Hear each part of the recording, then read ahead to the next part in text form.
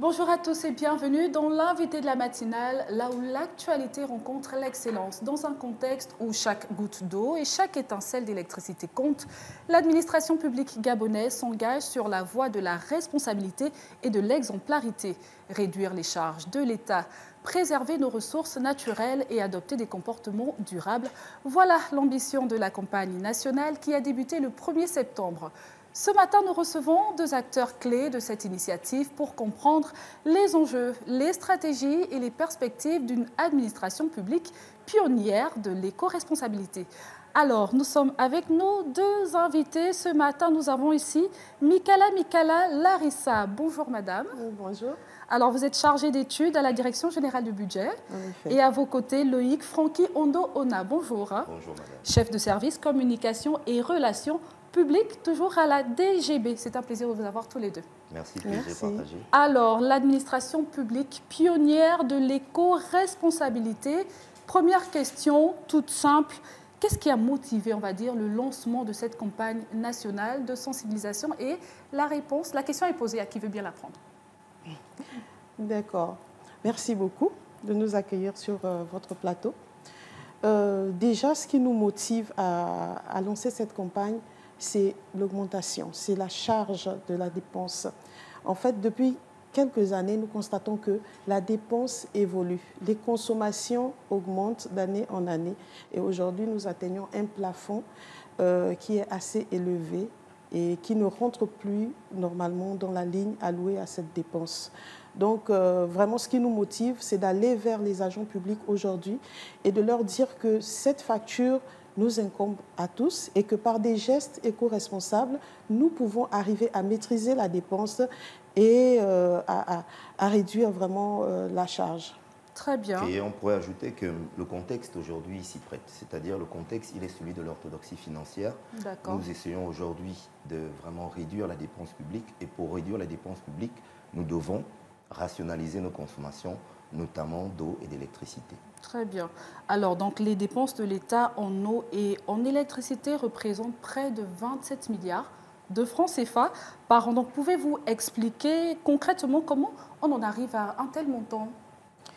Bon, au niveau de la Direction générale du budget, nous avons un service optimisation des dépenses qui s'occupe justement de veiller et de maîtriser justement cette dépense-là. Très bien. Et dans ces missions justement de suivi de la dépense en eau et électricité, nous allons sur le terrain pour vérifier déjà l'utilisation des ressources. Et dans ces missions, nous constatons beaucoup de gaspillage.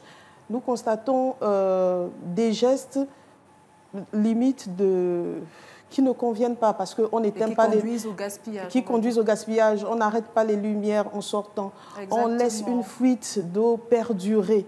On ne ferme pas les robinets. Donc tout cela, tous ces gestes-là, en fait, conduisent au gaspillage et aussi à la dépense énorme que c'est aujourd'hui. Nous partons d'une dépense qui croît annuellement quasiment de 2%. Et aujourd'hui, nous atteignons 27 milliards et ça ne rentre plus dans l'ardoise. Exactement. Et tous ces petits gestes combinés, on va dire, font une montagne.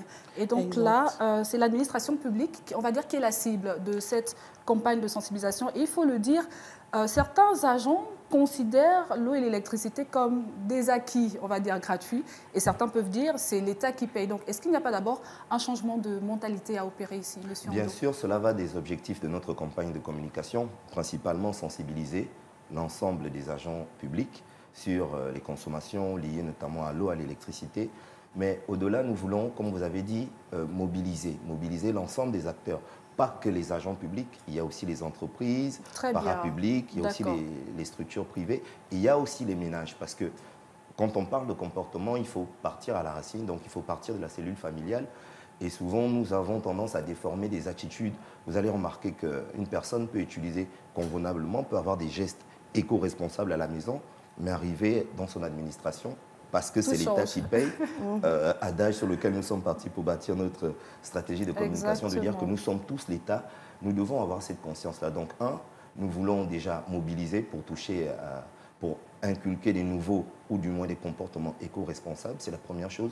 2, il s'agit d'informer, de faire passer le message qu'avec la masse que représentent les consommations d'eau et d'énergie sur le budget de l'État, ce n'est pas tenable. En plus, les autorités de notre ministère, en tête desquelles le ministre d'État et le directeur général du budget, nous ont clairement affiché cette ligne de conduite qui consiste à dire que la réduction de la dépense publique passe par la rationalisation de nos consommations d'eau et d'électricité. Et enfin, le dernier objectif de notre campagne, c'est utile déjà de faire passer le message, c'est utile d'appeler à de nouveaux comportements. Mais derrière, nous allons aller sur le terrain de façon à identifier les problèmes. Parce que les problèmes sont nombreux. Il y a des établissements où vous avez des branchements anarchiques.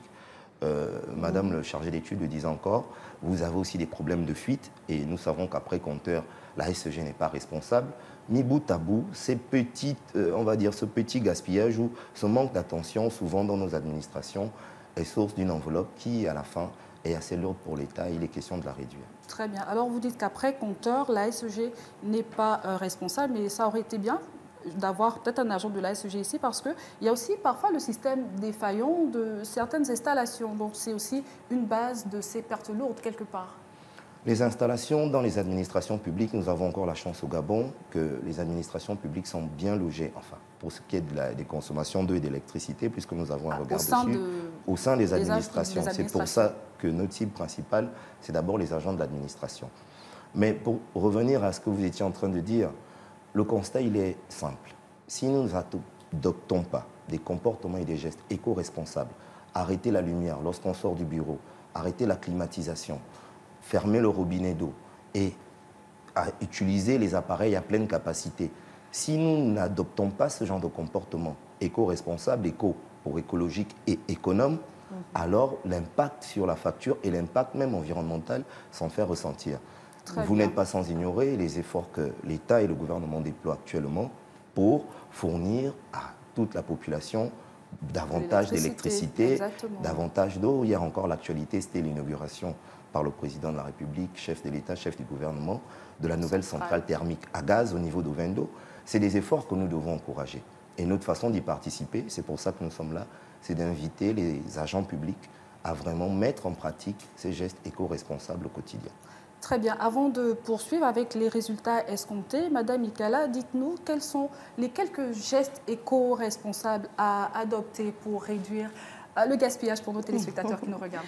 Déjà, le premier geste, quand on sort du bureau, il faut arrêter les lumières, il faut éteindre sa climatisation. Un réflexe à avoir. C'est vraiment important.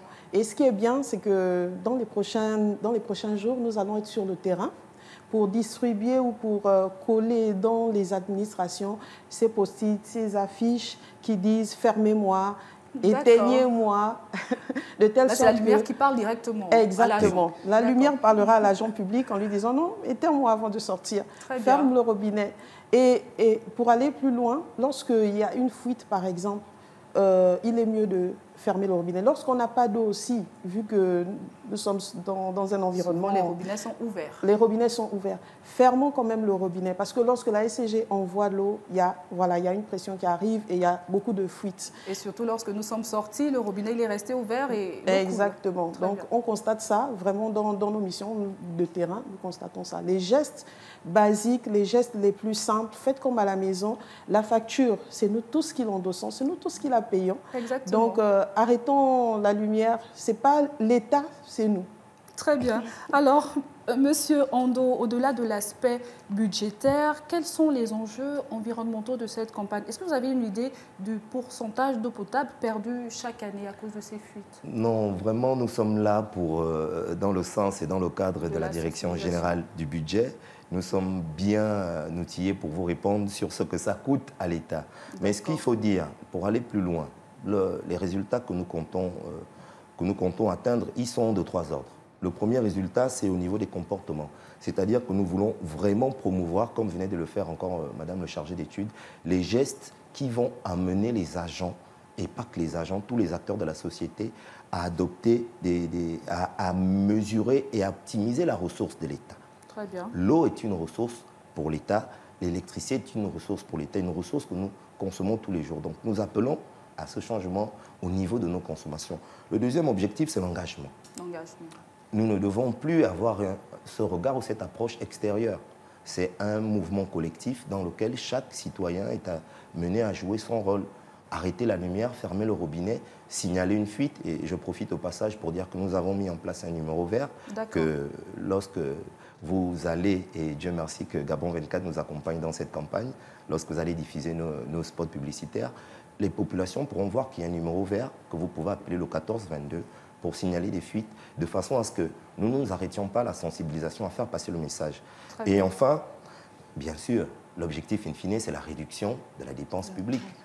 Nos gestes individuels, nos comportements nouveaux face aux risques climatiques et environnementaux, comme vous étiez en train de le relever, ont un impact durable sur nos finances publiques. Et c'est ce que nous sommes venus faire passer comme message. Très bien. Rapidement, avant de terminer, comment va se dérouler cette campagne qui a déjà débuté depuis le 1er septembre? En 3 phases. Nous sommes dans la première phase qui consiste à déjà informer l'opinion publique, à sensibiliser l'ensemble des agents d'État et au-delà, comme on vous disait, les entreprises parapubliques ou les entreprises privées, les ménages. La deuxième étape va consister à aller sur le terrain, comme disait Madame le chargé d'études. Nous allons aller vérifier, aller toucher du doigt et nous serons accompagnés dans cette phase-là, certainement par la SEG. Encore hier, nous avons une séance de travail. Et enfin, la dernière étape, ce sera éventuellement la mise en place d'une cellule qui pourra faire le suivi lorsque vous contactez notre numéro vert pour que ces petites fuites, ces petits gaspillages ne soient plus légion dans nos administrations publiques. Très bien. Alors, nous sommes arrivés à la fin de cet entretien. Rapidement, Madame Mikala, 30 secondes chrono. Quel message souhaitez-vous adresser aux téléspectateurs et internautes de Gabon 24 qui nous regardent ce matin pour les inciter aussi à devenir des ambassadeurs de l'éco-responsabilité? C'est à vous. D'accord. Bon, j'aimerais dire que nous sommes tous pionniers. Nous sommes tous responsables de nos dépenses. Et nous sommes tous responsables de cette charge, de cette dette de l'État vis-à-vis de la SCG. Et vraiment, surveillons nos consommations, surveillons nos gestes de telle sorte que nous arrivions à finalement payer notre facture de l'État. Exactement. Monsieur Ondona, c'est à vous. Votre mot de fin. Inciter la population, d'abord les agents de l'État à adopter les gestes éco-responsables. Par éco, je le redis, il y a économe, il y a aussi écologique. Et surtout, rappeler que nous participons tous à cet effort qui est celui de la réduction de la dépense publique. Et cela passe par l'optimisation de nos consommations en eau et en électricité, des ressources qui nous sont chères, des ressources pour lesquelles notre État investit beaucoup et auxquelles nous sommes tous invités à participer, à mettre notre petit effort, notamment en rationalisant nos consommations. Exactement, et merci beaucoup à tous les deux. Donc je rappelle pour les téléspectateurs que ce matin, nous avions la Direction générale du budget représentée par vous, Mikala Larissa, donc chargée d'études, et votre collègue Loïc Francky Ondona, le chef de service de communication et relations publiques. Merci d'être passé sur notre plateau. Merci. Chers téléspectateurs, éteindre une lumière en quittant un bureau, fermer un robinet après usage, surveiller ses consommations, de petits gestes qui, mis bout à bout, peuvent transformer le visage de notre environnement et alléger durablement les charges de l'État. Merci de nous avoir suivis, c'était un plaisir de vous servir. C'est tout pour aujourd'hui et à très bientôt pour un nouveau numéro.